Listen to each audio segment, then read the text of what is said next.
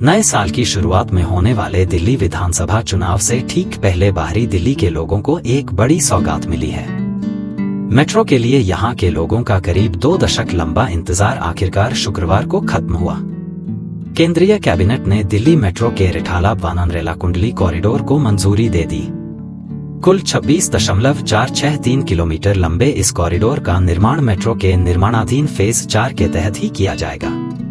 इस कॉरिडोर का 23.737 किलोमीटर लंबा हिस्सा दिल्ली में होगा, जिस पर 19 नए मेट्रो स्टेशन बनाए जाएंगे और केवल 2.726 किलोमीटर का हिस्सा हरियाणा में होगा, जिस पर कुंडली और नाथुपुर में 2 स्टेशन बनेंगे।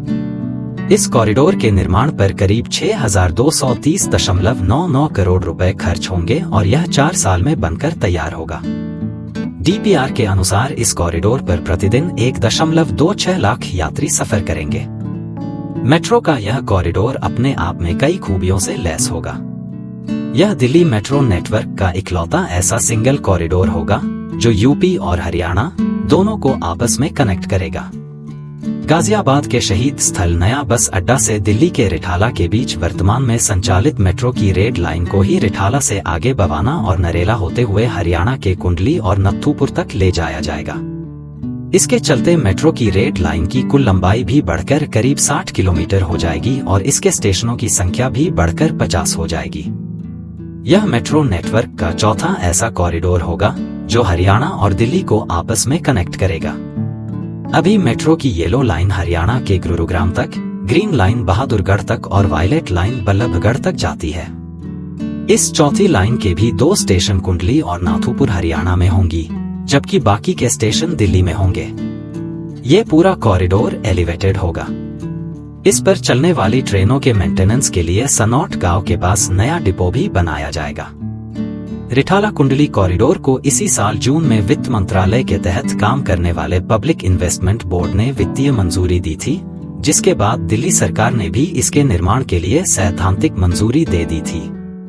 रिठाला वानानरेला कॉरिडोर पहले से ही मेट्रो के फेज 4 का हिस्सा था, लेकिन बाद में इसे हरियाणा के कुंडली तक एक्सटेंड करने का निर्णय लिया गया। इस कॉरिडोर की लागत कम करने के लिए इस पर लाइट मेट्रो चलाने का भी विचार किया गया, लेकिन उस पर अमल नहीं हो सका। बाद में फुल फ्लैश्ड एलिवेटेड लाइन बनाने का ही फैसला किया गया।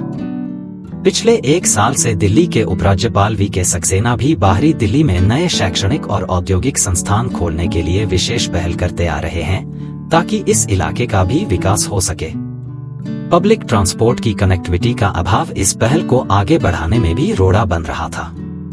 इसी के चलते इस इलाके में डीडीए के सैकड़ों फ्लैट्स भी लंबे समय से खाली पड़े हैं। चूंकि बाहरी दिल्ली में बसों की कनेक्टिविटी भी बहुत कम है, ऐसे में यहाँ के ग्रामीण इलाकों में रहने और औद्योगिक इलाकों में काम करने वाले लोग लंबे समय से मेट्रो की सुविधा उपलब्ध कराने की मांग करते आ रहे थे।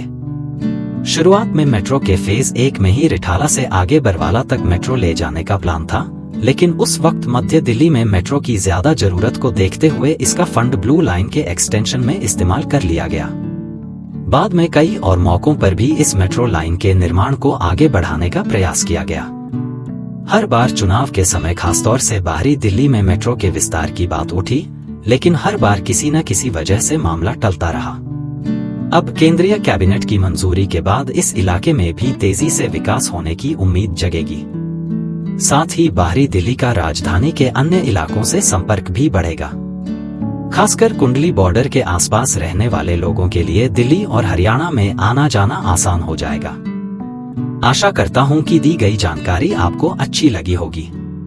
ऐसी और वीडियो और जानकारी के लिए चैनल को सब्सक्राइब जरूर करें। वीडियो अच्छी लगे तो दोस्तों में शेयर कर देना और वीडियो को लाइक भी करना। आप मेरी ये वीडियो कहां से देख रहे हैं कमेंट बॉक्स में जरूर लिखना।